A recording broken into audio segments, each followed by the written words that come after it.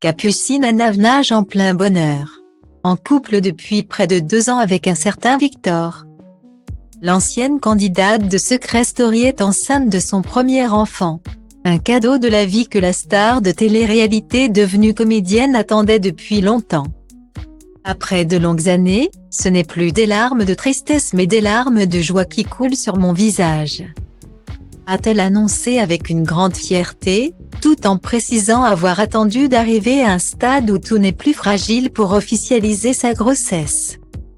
Mais bien avant de vivre cette belle histoire avec l'homme d'affaires auquel elle est fiancée.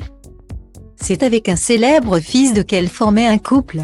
Pendant 2 ans, de 2014 à 2016. Elle avait partagé la vie de Louis Sarkozy, le fils Nicolas Sarkozy et de son ex-épouse Cécilia Attia. À plusieurs reprises, elle s'était ainsi retrouvée à table avec l'ancien président français, qui lui avait même révélé un secret bien gardé concernant sa progéniture. Invitée dans l'émission Chez Jordan, diffusée sur Télé Loisirs, Capucine Anav a révélé qu'elle avait appris tout à fait par hasard que Louis Sarkozy lui avait menti sur un point très important. C'est grâce à Nicolas Sarkozy, celui qui était alors son beau-père, qu'elle avait appris la vérité. À sa grande surprise.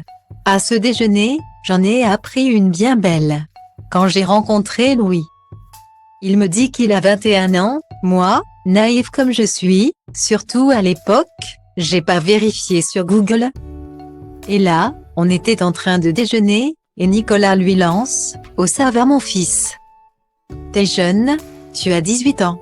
De quoi faire tomber des nues la jeune femme, qui a cependant souligné « Je vais vous dire un truc. Il a eu raison de me mentir, parce que s'il m'avait pas menti, je pense qu'on n'aurait pas vécu cette belle histoire d'amour. » Guillemets.